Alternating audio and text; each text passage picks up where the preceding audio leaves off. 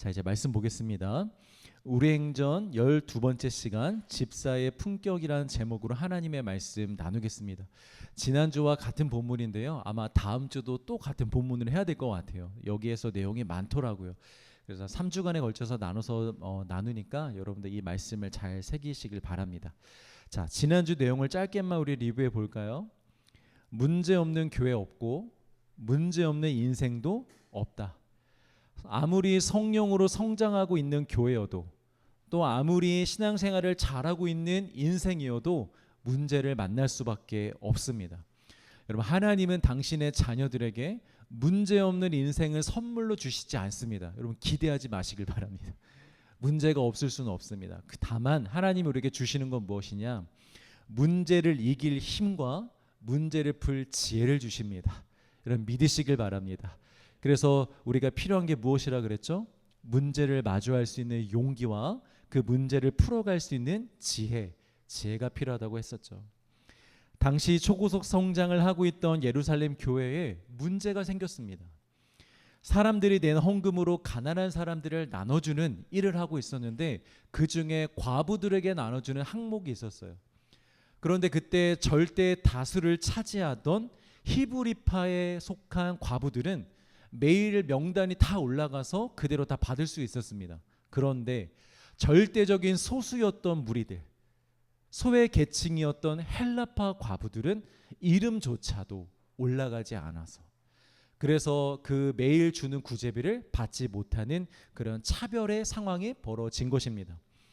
충격적이었던 건 이 구제 사역을 주도하고 있던 사람들이 누구였느냐? 바로 예수님의 12 제자들이었고, 또한 당시에 성령을 받고 가장 최전선에서 멋지게 복음으로 사역하던 12 사도들이었습니다. 아무리 바빴다고 한들 자신들의 실수로 불공정의 문제가 일으켰으니 당황하고 창피했을 수 있습니다. 충분히 그럴 수 있습니다. 그래서 문제를 제대로 마주하지 않고 자신들의 체면을 세우고자 헬라파 사람들에게 무리하게 더 많은 구제비를 준다든지 하는 보상의 방식으로 이 문제를 해결할 수도 있었을 것입니다. 인간적인 방법이죠. 그러나 사도들은 그렇게 하지 않았습니다. 자신들의 실수와 잘못을 정면으로 마주했습니다. 아, 우리가 잘못했구나, 우리가 실수했구나 라고 인정을 먼저 했습니다. 그리고 무엇이 문제였는지 어떻게 지혜롭게 풀어야 하는지를 놓고 기도했습니다. 자, 성경에 보면 그들이 기도했다라는 단어는, 그런 문장은 나오지 않지만 여러분, 상식적으로 분명히 그들은 모여서 기도했을 것입니다. 이 큰 문제를 놓고 즉석에서 그냥 우리 이렇게 합시다라고 얘기했을 리는 없습니다. 3만 명이 넘는 교회를 이끌고 있는 리더십들이 그 순간에 개인의 생각과 감정으로 그렇게 얘기했을 리는 없습니다. 분명히 모여서 함께 논의하고 성령님께 지혜를 구하는 기도를 했을 것입니다. 여러분, 지혜는요, 한 번만 얻으면 끝까지 내 것이 되는 성품이 아닙니다. 지혜는 상황과 필요에 따라 날마다 구해야 되는 은혜입니다. 한번 솔로몬을 생각해 보십시오. 솔로몬이 왕이 되고 임기 초반에 하나님으로부터 뭘 받아요? 지혜를 받아요. 그런데 그 지혜가 영원한 지혜였나요? 아닙니다. 그렇지 않습니다. 초반에 왕창 받았지만 이 솔로몬이 임기를 해갈수록, 연수가 지날수록 하나님에 대한 마음이 멀어지고 하나님에 대한 시선이 멀어지기 시작하면서 그의 지혜 또한 마찬가지로 점점점 사라지게 됩니다. 지혜란 바로 여러분 그런 것입니다. 사랑하는 성도 여러분, 구하면 구하는 대로 넉넉히 받을 수 있는 이 지혜를 기도하지 않는 게으름으로 놓치지 마시길 주의 이름으로 축복합니다. 그래서 여러분들 앞에 놓인 모든 문제들을 매일매일 지혜를 구하면서 잘 풀어갈 수 있기를 주의 이름으로 축복합니다. 자, 성령께서 사도들에게 주신 지혜가 무엇이었나요? 첫 번째, 이 문제의 진짜 핵심이 무엇인지를 깨닫게 해 주셨습니다. 이 차별의 문제가 발생이 되었는데 이 문제의 핵심은 행정적인 효율성의 문제가 아니었습니다. 사도들이 가장 우선순위로 했어야 할 말씀과 기도 사역을 하고 있지 않은 것이 진짜 문제였죠. 여러분, 다시 한번 기억하시고 마음에 깊이 새기시길 바랍니다. 교회든 개인의 인생이든 그 모든 것들의 시작이요 반석이요 그 생명의 원천은 오직 말씀과 기도입니다. 말씀과 기도가 제쳐지고 말씀과 기도가 앞세워지지 않은 교회와 개인의 인생은 더 많은 문제를 만날 수밖에 없습니다. 그 문제들 속에서 침몰해져 갈 수밖에 없습니다. 이것을 빨리 인정하시고 깨닫는 은혜가 있기를 축복합니다. 자, 두 번째로 성령께서 사도들에게 주신 지혜는 무엇이었냐면 실제적인 해결 방법이었습니다. 여러분, 하나님은 우리에게 지혜를 주실 때 구체적인 방법까지도 주실 수 있는 분이심을 믿으시길 바랍니다. 하나님은 우리에게 방법도 주십니다. 어떤 방법으로 누구를 만나서 어떻게 하면 문제를 해결할 수 있는지조차도 줄 수 있는 분이십니다. 당시 예루살렘 교회의 구조를 보면 교회의 모든 일을 12 사도들이 다 주관하고 있을 때입니다. 당시의 성도의 숫자가 대략 예상하기로는 3만 명이 넘어가는데 아직까지 정식적으로 어떤 직책이나 직분자들이 생기기 전입니다. 오늘 본문에 보시면 12 사도를 제외한 제자들의 무리가 언급되고 있는데 이 제자들은 어떤 제자들이냐? 그 당시 복음을 받아들이고 이제 복음대로 살기로 결단한 사람들을 그냥 다 제자들이라고 부른 거예요. 말씀대로 사는 사람들을 다 제자들이라 부른 거예요. 그러니까 그들이 특별히 교회에서 어떤 직책을 맡아서 교회를 봉사하는 사람들은 아니었다라는 거죠. 그런데 이제 때가 되었습니다. 예수님의 직속 제자였던 12 사도들 뿐만이 아니라 이제 평신도들 가운데서 성령을 받고 성령과 교제를 하며 성령으로부터 지혜를 받아 교회와 영혼을 겸손하게 잘 섬길 수 있는 일꾼들이 준비가 되었습니다. 그래서 때가 된 것입니다. 그래서 하나님께서 이 사도들에게 이 방법을 선택하게 한 것입니다. 사람이 준비되었다. 그러니 사람을 세워라. 그리고 이것이 교회 역사상 최초의 직분이자 집사의 시작이 되는 것입니다. 자, 그런데 이 집사를 세우는 데에 조건이 있습니다. 여러분, 집사가요 그냥 나이가 되고 신앙의 연수가 되면 당신 신앙생활 얼마 하셨습니까? 10년 벌써 하셨어요? 그럼 내년에 집사하십시오. 이렇게 해서 주는 게 집사 직분이 아니에요, 여러분. 집사가 되기 위해서는 아주 구체적인 조건이 있습니다. 왜냐하면 그만큼 중요한 자리이기 때문입니다. 신앙생활을 오래 했다고 해서 할 수 있는 것이 아닙니다. 열심히 있다고 해서 할 수 있는 것이 아닙니다. 하고 싶다고 해서 할 수 있는 것도 아닙니다. 분명한 조건이 있습니다. 우리 말씀을 같이 한번 읽어볼까요? 6장 3절입니다. 시작. 지혜가 충만하여 칭찬받는 사람 7을 택하라. 우리가 이 일을 그들에게 맡기고. 자, 첫 번째 조건이 무엇이죠? 성령과 지혜가 충만한 사람입니다. 여러분, 보통 교회에서 우리가 사역을 할 때 자주 실수하는 것 중에 하나가 무엇이냐면 교회를 하기 위해서 사람을 세우고 리더십을 세울 때 신앙이 아니라 실력으로 사람을 세우는 경우가 있습니다. 신앙은 크게 고려하지 않고 이 사람의 사회적인 지위나 재능이나 능력이나 그리고 열심이나 그 사람이 해온 경험을 우선적으로 고려하여 이 사람이면 일을 잘하겠다 하고 맡기는 경우가 있다라는 거예요. 그런데 여러분, 이것은 매우 인간적인 방법이고 인간적인 생각입니다. 그래서 매우 위험합니다. 예를 들어 봅시다, 여러분. 출애굽 당시에 12 정탐꾼을 가나안 땅에 보냈습니다. 그런데 그 12명 중에 10명이 뭐라고 보고했나요? 안 된다고 했습니다. 우리가 상대가 안 되니 가면 우린 그냥 죽으니 절대로 가면 안 된다는 보고를 했습니다. 그런데 여러분, 이 보고를 잘 보세요. 인간적으로만 한번 생각해 보세요. 잘 보면 이 보고는 사실 매우 성공적인 보고입니다. 매우 성공적인 정탐입니다. 일단은 들키지 않았잖아. 여러분, 정탐의 핵심이 뭔지 아세요? 들키지 않는 거예요. 들키면 어떻게 됩니까? 인질로 잡혀가서 너 뭐야? 어디서 왔어? 왜 온 거야? 너희들은 어떻게 돼? 고문을 하고 오히려 그 상대국의 정보를 캐낼 수가 있어요. 들키지 않는 것이 핵심입니다. 어설프고 센스가 없고 빠릿빠릿하지 않으면 잡힐 수 있는 거예요. 그런데 12명 다 살아왔습니다. 굉장히 잘한 겁니다. 성공한 정탐입니다. 그리고 여러분, 정탐꾼의 제일 중요한 임무가 무엇입니까? 가서 잘 보고 와서 그대로 보고하는 것입니다. 가서 정확하게 그 상황을 보고 와서 자신의 의견을 첨가하지 않고 정확하게 자기가 본 것을 그대로 전해주는 것, 그게 정탐꾼의 핵심 임무입니다. 그런데 여러분, 그들이 보고한 내용 거짓입니까? 아닙니다. 거짓이 아닙니다. 매우 정확하고 구체적인 보고입니다. 실제로 당시의 가나안 민족은 크고 매우 강했습니다. 이스라엘의 군사력과 비교했을 때 절대적인 열세에 있는 것이 사실입니다. 전력상으로는 상대가 안 되는 거예요. 그래서 여러분, 인간적인 관점에서 보면 이번에는 안 된다, 우리 가면 죽는다 하는 이 보고는 매우 합리적이고 논리적이고 성공적인 정탐의 결과라고 볼 수 있습니다. 그래서 사실은 그 10명을 칭찬해 줘야 됩니다. 너희들이 제대로 보고하고 있구나, 이번 정탐에 아주 제대로 실력을 발휘했구나 하고 오히려 지켜 세워줘야 됩니다. 그런데 성경은 그들을 어떻게 평가합니까? 실패로 평가합니다. 그들의 정탐을 실패로 평가한다라는 거예요. 왜인 줄 아십니까? 그들에게는 신앙이 없었기 때문입니다. 실력은 있었지만, 능력은 있었지만 신앙이 없었습니다.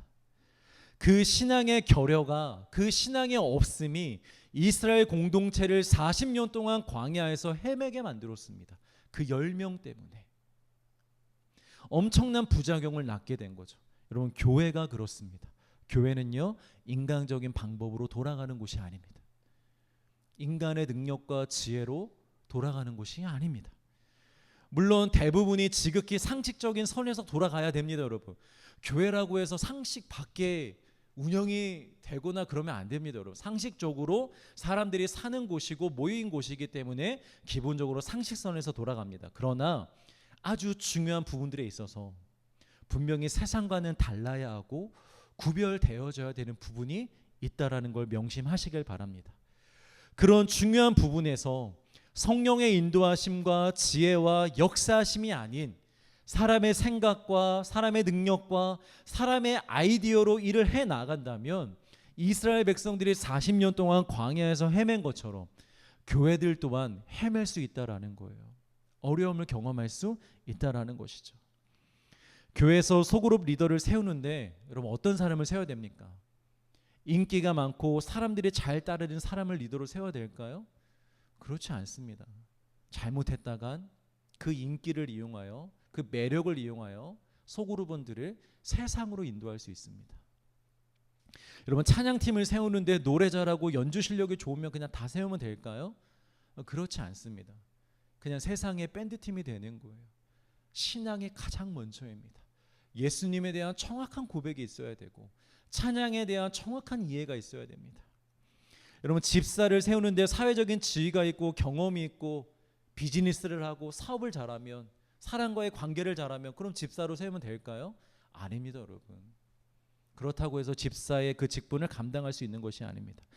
잠깐은 일을 잘하는 것처럼 보일 수 있습니다. 그러나 신앙이 결여되었거나 신앙이 어설프면 결국에는 그 공동체를 혼란스럽게 할 수밖에 없습니다.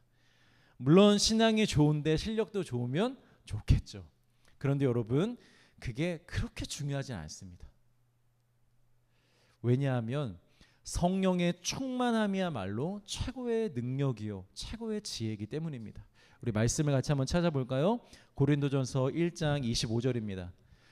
오늘 주제가 집사여서 그런가 다들 집중을 잘 안 하시는 것 같아요. 내가 집사 되려면 아직 멀었는데. 아닙니다. 고칩니다. 여러분, 집중해서 들으시길 바랍니다. 고린도전서 1장 25절 같이 읽습니다. 시작. 하나님의 어리석음이 사람보다 지혜롭고 하나님의 약하심이 사람보다 강하니라. 여러분, 아무리 인간이 경험이 많아서 지혜가 높아도요, 하나님께 기도함으로 얻는 성령의 지혜만 못합니다. 아무리 세상에서 난다 긴다 하는 지혜자가 이곳에 와서 교회를 해도요, 오늘 하루 내가 아침에 하나님 앞에 무릎 꿇고 하나님 지혜 주세요, 오늘 이 일을 어떻게 할까요? 하면서 하나님께 구해서 얻는 지혜와는 비교할 수 없습니다. 하나님의 지혜가 훨씬 더 지혜롭습니다. 여러분, 사람이 아무리 실력이 있고 능력이 있어봤자 성령의 역사보다 강력할 수는 없습니다. 아무리 말 잘하는 사람, 영어 잘하는 사람, 성교회 가서 설교자로 세워보십시오. 그 사람이 뭘 할 수 있겠습니까? 성령에 충만한 사람이 성령으로 말미암아 역사를 일으킬 수 있는 것입니다. 그러니 여러분, 가장 지혜롭고 가장 강력한 사람은 누구입니까? 성령의 사람입니다. 여러분, 별로 실력도 없고 능력도 없고 장점도 없어서 혹시 사회에서나 교회에서 기가 죽으신 분들 계십니까? 여러분, 기죽지 마세요. 뭐 기 살리려고 우리가 기도하는 건 아니지만 여러분, 기죽지 마세요. 음추려 들지 마세요. 여러분들은 이미 최고가 될 수 있는 잠재력을 가지고 계신 분들입니다. 여러분 안에 누가 계십니까? 성령님이 계시잖아요. 세상에서 여러분들만큼 잠재력이 높은 사람이 없습니다. 세상에서 여러분들만큼 강력한 사람이 될 사람이 없습니다. 우리 안에 성령이 계신 줄 믿으시길 바랍니다. 그리고 그 성령님께 날마다 구해보세요. 지혜와 능력을. 그럼 하나님이 주십니다. 교회에서 뿐만이 아닙니다. 여러분, 우리 중에 혹시 공부하는 사람이 있습니까? 성령님께 지혜를 구하십시오. 성령님이 지혜 주십니다. 우리 가운데 회사에서 업무를 하고 있는데 그 업무가 너무 어려워서 벅차서 힘이 드는 분이 계십니까? 여러분, 성령님께 능력과 지혜를 구해 보십시오. 성령님 주십니다. 여러분, 성령님은, 하나님은 우리의 삶을 통해서 예배를 받으신다 그러잖아요. 거꾸로 생각해 보면 성령님은 교회 일에 있어서만 지혜와 능력을 주시는 게 아니라 삶에서도 우리에게 지혜와 능력을 주시긴다는 거예요. 그러니까 여러분, 그걸 믿으시고 구해 보세요. 하나님 반드시 주십니다. 여러분, 요셉과 다니엘을 기억하십시오. 요셉과 다니엘, 그들은 삶에서 세상 최고가 되었습니다. 세상 사람들이 인정하는 최고의 사람들이 되었습니다. 여러분들이라고 못 될 게 뭐가 있습니까? 여러분들이라도 안 될 게 뭐가 있습니까? 하나님을 붙잡으십시오. 사모하시고 구하십시오. 하나님이 도와주실 것입니다. 자, 교회 집사는 어떤 사람들이 되어야 하느냐? 자신이 가진 실력과 지식과 능력을 의지하여 섬기려고 하는 사람이 아니라 오직 기도와 간구로 성령님의 인도하심을 받는 자들, 성령의 능력과 지혜로 섬기는 자들이 교회의 집사들이 되어야 한다라는 것이죠. 자, 그런데 그러면 누가 성령이 충만한지 어떻게 알까요? 성령이 충만한 사람을 뽑으라고 하는데 그럼 뽑아야 될 거 아니야. 그러면 누가 성령이 충만한지 어떻게 알 수 있겠습니까? 자, 두 번째 조건이 무엇입니까? 사람들로부터 칭찬을 받는 사람. 여러분, 가끔 이런 생각을 하는 사람들이 있어요. 이상하게 나는 성령 충만한데 사람들이 잘 몰라주는 것 같은. 난 믿음이 좋은데 우리 아내는 몰라줘. 내가 믿음이 좋은가. 난 준비되었는데 목사님이 몰라줘. 왜 쟤만 시켜? 나도 준비되었는데. 여러분, 예전에 한 지체가 불만이 가득한 얼굴로 저를 찾아왔습니다. 왜 자기는 리더로 세워주지 않냐는 거예요. 이러니까 안 세우는 거야 라고 너무 말하고 싶었지만 잘 달래주고 설명해주고 위로해주고 격려해주고 돌려보냈습니다. 여러분, 내가 성령 충만하고 믿음이 좋은 것을 다른 사람들이 몰라주면 어떡하지? 라는 걱정은 하지 마십시오. 또 나를 몰라주는 것 같다 서운해하지도 마십시오. 여러분, 절대 그럴 일이 없습니다. 내가 성령 충만하면 함께하는 공동체원들이 반드시 압니다. 내가 믿음이 충만하면 내 옆에 있는 사람들, 함께 신앙생활하는 사람들이 다 느낄 수밖에 없습니다. 왜냐? 성령 충만에는 반드시 분명한 열매가 맺히기 때문입니다. 우리 성령의 9가지 열매 여러분 잘 아시죠? 자, 성령에 충만한 사람들의 모습에서는요, 반드시 이게 발견됩니다. 공동체원들에게. 일단 사랑이 넘칩니다. 나를 향해 칼을 들고 있는 사람을 향해서도 옛날 같았으면 넌 죽었다 진짜, 이런 마음을 품는 게 아니라 주여 저들을 용서하여 주시옵소서라고 진심으로 기도할 수 있게 됩니다. 왜냐? 이 안에 사랑이 있기 때문입니다. 그리고 늘 기쁨이 넘칩니다. 그냥 해맑은 거 말고요, 여러분. 그냥 해맑은 거 좀 분별해야 됩니다. 하나님으로부터 오는 기쁨이 늘 넘칩니다. 어떤 상황에서도 얼굴이 굳어지지 않고 마음이 낙심되지 않을 수 있는 강력한 기쁨이 그의 안에 있습니다. 자, 그리고 화평. 어떤 일에도 마음에 큰 요동함이 없어요. 오래 참음. 내 뜻과 내 생각대로 되지 않아도 기다릴 수 있습니다. 자비. 모든 사람에게 친절하고 선함으로 대합니다. 양선. 어떤 선택과 행함에 있어서 그 기준이 내 기쁨이 아니라 그 사람은 늘 하나님의 기쁨이 중심이 됩니다. 기준이 됩니다. 하나님이 뭘 하면 기뻐하실까? 어떻게 선택해야, 어떻게 말해야 기뻐하실까를 늘 먼저 생각합니다. 충성. 늘 말씀과 교회에 충성합니다. 온유. 어떤 상황에도 화를 내거나 부정적인 감정을 표현하는 것을 안 하진 않지만 더디합니다. 더디할 수 있습니다. 절제. 누구에게나 여전히 존재하는 욕망과 욕구들을 절제할 수 있습니다. 여러분, 성령 충만하면요, 이런 성품의 열매들이 맺어질 수밖에 없다라는 거예요. 그럼 이런 성품의 열매를 공동체가 어떻게 확인할 수 있나요? 본인들이 나 이런 사람이야 한다고 인정이 될 수 있나요? 아닙니다, 여러분. 교회에서 그랬다가는 큰일 납니다. 이런 성품을 가지면 여러분 반드시 말과 행동에서 티가 납니다. 티가 날 수밖에 없습니다. 성품이 그런 거잖아요. 말에서, 행동에서 아, 저 사람은 이런 성격이네, 이런 성품을 가졌구나 하고 우리가 알 수 있는 것처럼 티가 날 수밖에 없습니다. 행동에서 느끼는 거예요. 아, 이 사람들은 영적이지 않아서 내가 성령 충만한지 몰라. 여러분, 이렇게 생각하시면 안 됩니다. 성령의 열매, 성품은요, 영적이든 영적이지 않든 사람이라면 다 느낄 수 있습니다. 당시에 예수를 믿지 않던 교회 밖에 있던 사람들이 예루살렘 교회 안에 있는 성도들을 보고 칭찬을 했어요. 야, 쟤네들은 뭔가 다르다. 지금까지 봐왔던 어떤 종교인과는 너무 다르다. 너무 선하다. 너무 온유하다. 너무 사랑이 넘친다. 라고 칭찬했다고요. 그 사람들이 여러분 영적인 사람들이었나요? 아니었어요. 예수님을 믿지도 않는 사람들인데요. 성품은 누구나 다 느낄 수 있는 것입니다. 자, 이렇게 보면 아마 다들 이런 생각할 거예요. 내가 성령 충만한 것이 아니었구나. 아니면 내가 성령 충만한 적이 있었나 할 정도로 성령 충만한 모습은 매우 우리에게 충격적입니다. 그리고 어떻게 저렇게 살 수 있지? 난 안 될 것 같아 하고 낙심이 될 수 있습니다. 그런데 여러분, 우리 그렇게 생각하지 맙시다. 유대인들이 가장 먼저 들었던 복음이 무엇이었죠, 여러분?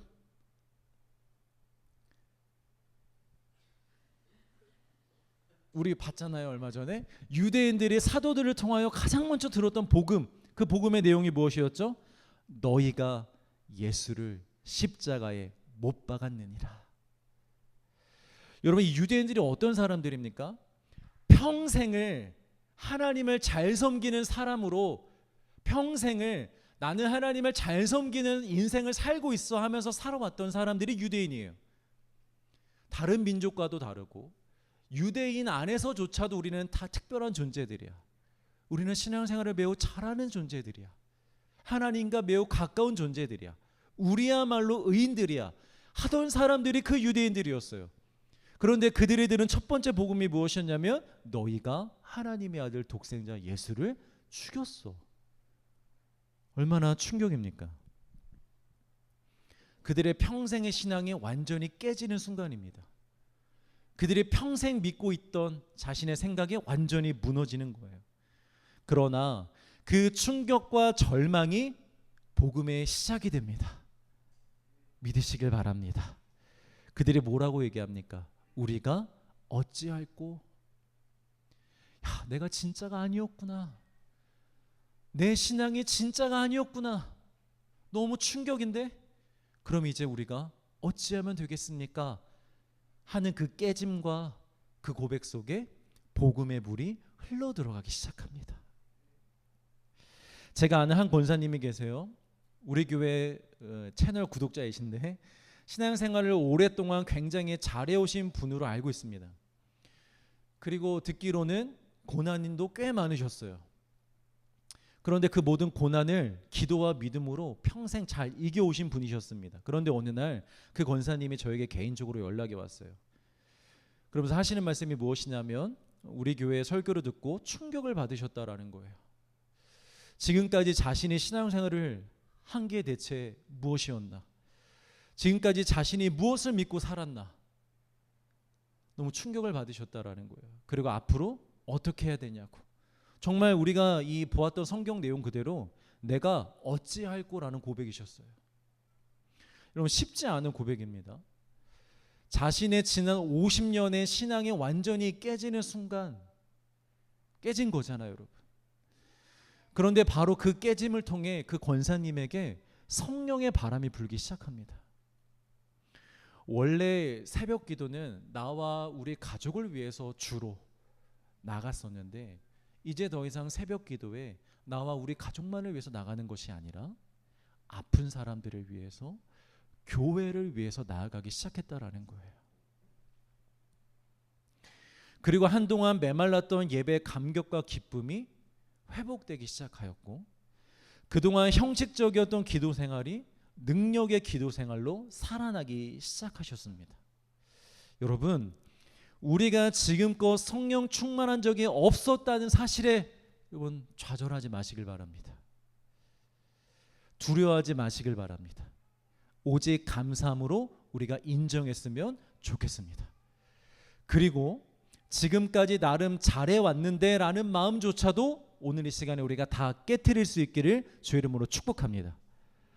깨져야 됩니다, 여러분. 깨져야 그 깨진 틈으로 성령의 충만함이 복음의 강물이 흘러 들어올 수 있는 것입니다. 근데 어설프게 나를 깨트리지 않으면, 어설프게 나의 신앙을 갖고 있으면, 어설프게 육적인 나의 자랑을 갖고 있으면 여러분 복음이 우리 안에 흘러 들어올 수가 없는 것입니다. 여러분 깨트리시길 바랍니다. 그게 은혜입니다. 그리고 저 9가지 열매를 여러분 다시 보십시오. 우리가 노력해서 가질 수 있는 성품이 결코 아닙니다, 여러분. 아무리 허벅지를 찔러보시고 노력해보시고 애써보십시오. 저렇게 우리 될 수 있습니까? 없습니다. 그래서 우리에게 소망이 있는 거예요. 내가 깨지고 낮아지고 겸손해져서 주님 앞에 진실로 엎드릴 때 우리 안에 살아계신 예수님으로 말미암아 저런 성품이 저절로 열매 맺어지게 되는 것입니다. 곧 여러분들도 삶에 저런 열매가 맺게 될 줄 믿습니다. 사모하시길 바랍니다. 자, 이렇게 성령에 충만한 사람들이 교회 집사가 되어야 교회가 건강할 수 있고 건강하게 성장할 수 있습니다. 그러면 구체적으로 이 집사들의 역할이 무엇인지를 볼까요? 오늘 본문 2절과 3절입니다. 자, 시작.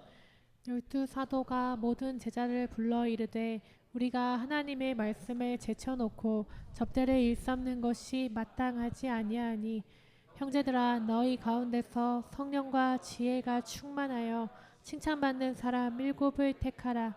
우리가 이 일을 그들에게 맡기고. 자, 앞으로 집사를 뽑아서 그들에게 이 일을 맡길 건데 이 일이 무엇이냐면 2절에 나오는 그들이 하고 있었던 접대라는 일입니다. 그런데 이 접대라는 단어가 우리나라 문화상은 좀 되게 약간 뉘앙스가 그렇잖아요. 근데 이게 헬라어로 보면 어떤 단어냐면 디아코니아라는 단어인데 봉사, 섬김, 돌봄을 뜻하는 단어입니다. 그리고 바로 이 디아코니아라는 단어에서 파생된 단어가 디아코노스라는 단어로 집사라는 단어입니다. 이게. 그러니까 집사는 뭐 하는 사람이에요? 섬기는 사람, 봉사하는 사람, 돌보는 사람입니다. 하나님의 손이 되어서 교회의 필요를 채우고 성도들의 삶을 돌보며 하나님의 선한 일들을 실질적으로 지원해 주는 사람들, 도와주는 사람들이 바로 집사입니다.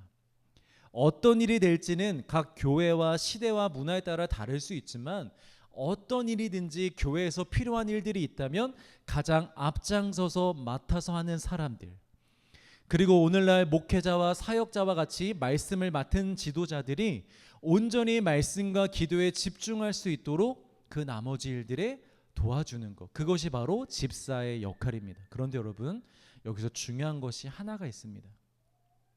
이 집사라는 뜻의 디아코노스라는 단어가요, 신약 성경에 총 29번 나오는데 그 중에서 집사라고 번역된 곳은 단 3곳밖에 없습니다. 그럼 나머지에서는 이 단어를 어떻게 번역하였는가 한번 보여주시면, 하인, 일꾼, 사환. 사환이 뭐냐면 심부름꾼이에요. 심부름꾼. 뭐 시키면 그걸 하는 사람, 심부름꾼, 섬기는 자, 이렇게 번역이 되고 있습니다. 무슨 말이냐? 집사란 교회를 주도적으로 이끌어가고 중요한 결정을 하고 사람들을 관리하는 그런 관리자의 모습으로 섬기는 사람들이 아니라, 성도들 위해서, 백성들 위해서 그들을 관리하는 자로서 존재하는 게, 섬기는 것이 아니라 그들 밑에서 하인처럼, 그들 밑에서 일꾼처럼, 그 성도들 밑에서 심부름꾼처럼, 섬기는 자처럼 그들을 섬기는 것, 그것이 바로 집사라는 것입니다. 여러분, 말씀을 맡은 사역자들도 다르지 않습니다. 말씀을 맡았을 뿐 교회와 성도들 위해서 군림하고 관리자로서 권위를 가지는 자리가 이 목사의 자리가 아닙니다. 여러분, 교회와 성도들의 종이 되는 것입니다. 그래서 말씀으로 여러분들을 섬기는 것입니다. 종처럼 설교해야 됩니다. 자꾸 힘들다고 약한 소리 하면 안 됩니다. 저에게 하는 말이에요. 저는 여러분들이 필요할 때 말씀으로 종처럼 섬겨주는 거예요. 여러분들이 개인의 삶이 힘들 때도 말씀으로 섬겨줘야 되고, 늘 예배 자리에서 말씀으로 여러분 섬겨주는 그런 종으로 존재해야 된다라는 거죠. 그런데 여러분 한번 잘 보십시오. 관리자의 태도이든 종의 태도이든 실제적으로 하는 일은 똑같습니다. 목회자는 말씀을 전하는 거고요, 집사들은 교회 일을 하는 것입니다. 그런데 성경이 왜 굳이 관리자의 이미지를 가지고 섬기는 것이 아니라 종의 이미지를 가지고 섬기라고 이렇게 유독 강조하고 있을까요? 하는 일은 어차피 똑같은데 왜 이 태도에 대해서, 위치에 대해서 정확하게 구체적으로 이렇게 언급하고 있는 것일까요? 여기에는 분명한 이유가 있는데, 관리자와 종의 차이를 알면 이해가 쉽습니다. 여러분, 관리자는요, 자신이 맡아서 하는 그 일의 책임이 누구에게 있다고 생각하죠? 나에게 있다고 생각합니다. 관리자인 나에게 책임이 있다. 그래서 자신이 어떻게든 결과를 만들어내려고 합니다. 그리고 그 만들어낸 결과를, 자신이 맡은 그 일을, 사람이면 사람, 일이면 일, 그 일들을 잘 지키고 싶어 합니다. 그러다 보니 자신의 생각과 판단, 자신의 옳고 그름이 개입될 수밖에 없습니다. 또 사람들을 통제하게 됩니다. 자꾸만. 내가 관리자니까 이 여기서 벗어나면 안 돼. 그러면 지금 여기 흐트러지잖아. 이 공동체에 문제가 생기잖아. 지금 이 일이 진행이 안 되잖아. 그러니까 시간 지키고 뭐 하고 빨리 와. 이렇게 통제를 하게 됩니다. 그렇게 봉사의 주체와 중심이 누구에게 맞춰지냐면 점점점 자기 자신에게 맞춰지는 거예요. 그래서 반드시 자신의 생각대로 결과가 나와야 되고, 과정이 진행돼야 되고, 그 결과에서 자신도 인정을 받아야 하는 마음이 생길 수밖에 없는 것입니다.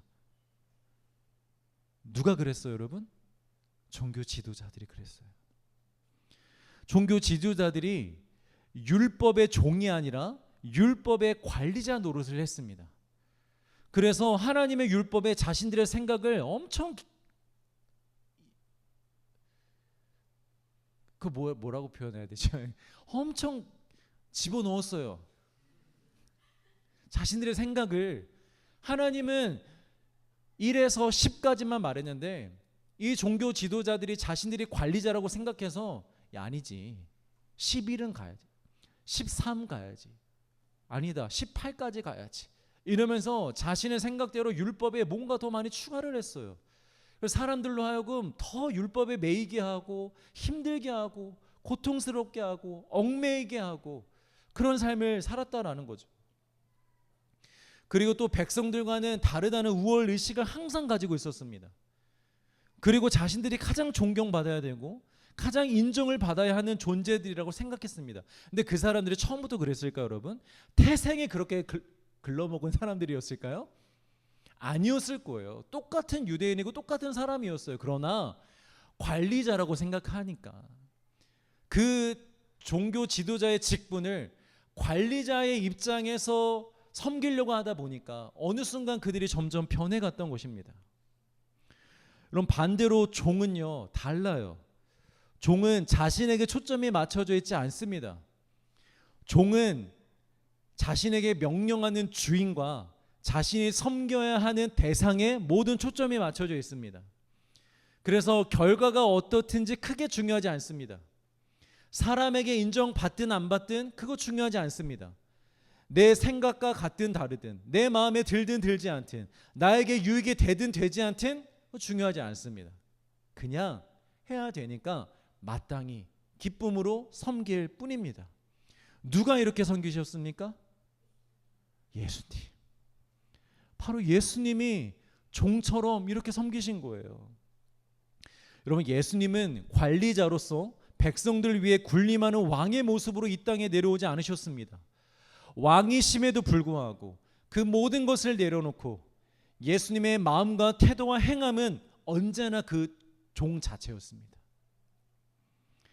오직 자신의 뜻이 아니라 하나님의 명령을 따르셨고 자신의 유익이 아니라 백성들의 필요를 따라 자신을 희생하셨습니다. 몸이 아무리 힘들고 부서지는 한이 있더라도 복음이 필요한 곳, 예수님의 사랑이 필요한 곳, 말씀이 필요한 곳이 있다면 예수님이 어디든 가셨습니다.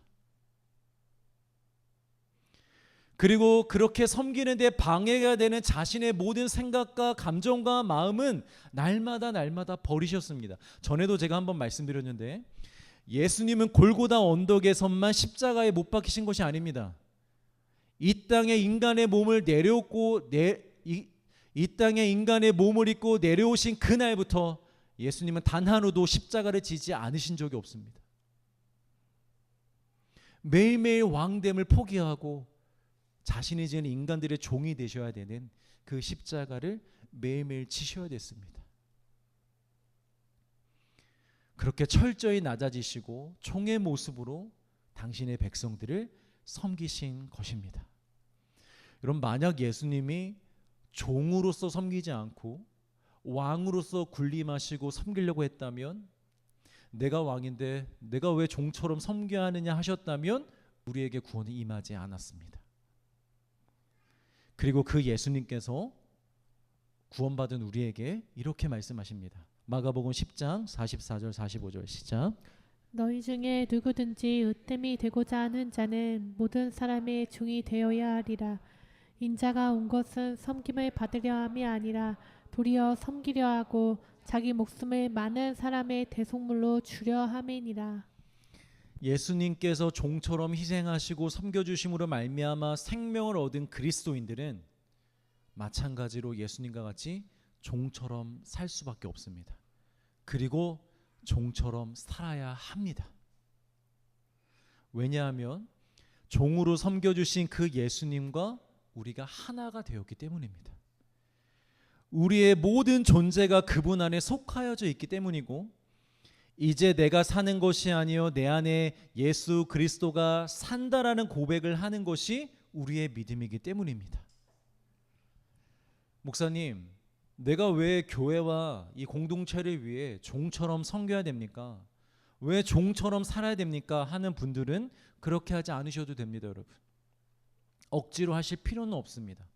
다만 그렇게 생각하고 말하는 자신이 예수님의 참된 은혜와 사랑을 깨닫지 못했음에, 진짜 생명의 복음을 얻지 못했음에 두려워하시고 통곡할 수 있는 은혜가 있기를 주의 이름으로 축복합니다.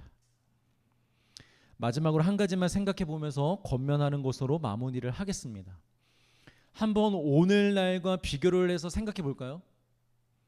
이때 당시 예루살렘 교회 성도들이 최소 몇 명이라고 예상했다 그랬죠, 제가 아까? 3만 명입니다. 최소 3만 명. 그 중에 여러분 집사가 몇 명? 7명.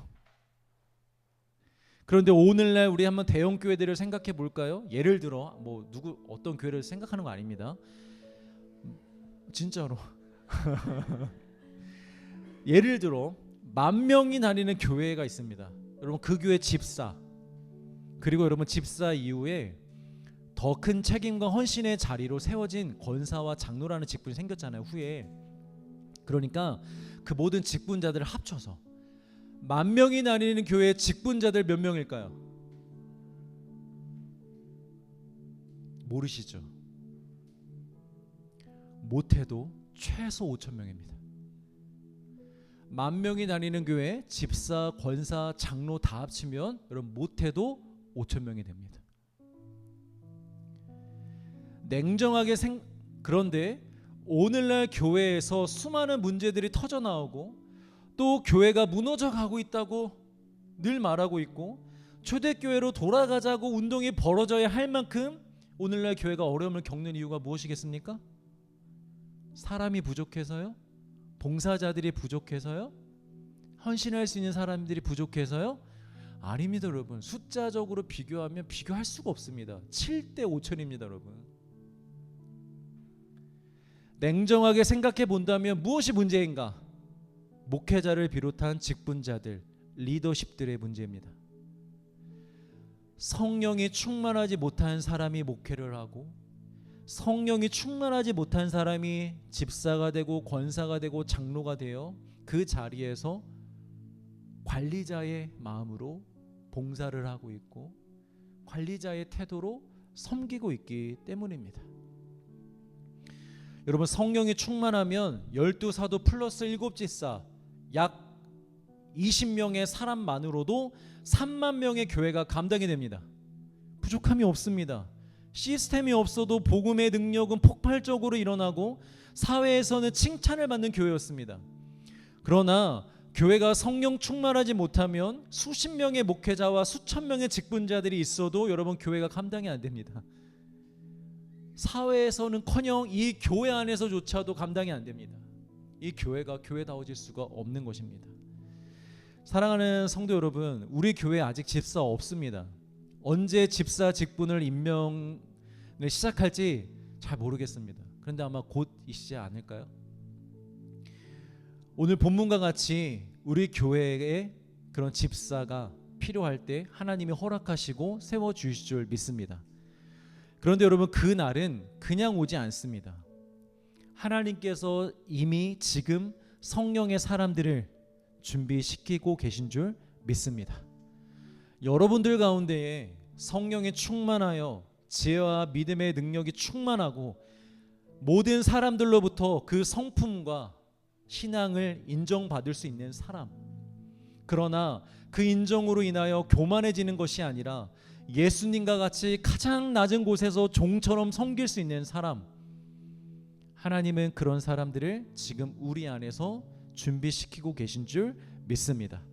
그리고 이 시간 권면하기로는 이 자리에 있는 여러분들 모두가 그 집사들이 되시길 주의 이름으로 축복합니다. 왕인데 스스로 종이 되어 섬기는 자들이 받는 게 있어요. 그것이 무엇이냐면 하나님의 영광입니다. 예수님은 종처럼 섬기셨기 때문에 하나님으로부터 가장 큰 영광을 받으셨다고 합니다. 우리도요, 예수님과 하나가 되었기 때문에 왕 같은 제사장이고 우리는 자유자입니다. 우린 더 이상 종이 아닙니다. 죄의 종이 아닙니다. 여러분, 우린 자유자가 되었고 왕이 되었고 제사장이 되었습니다. 여러분 믿으십니까?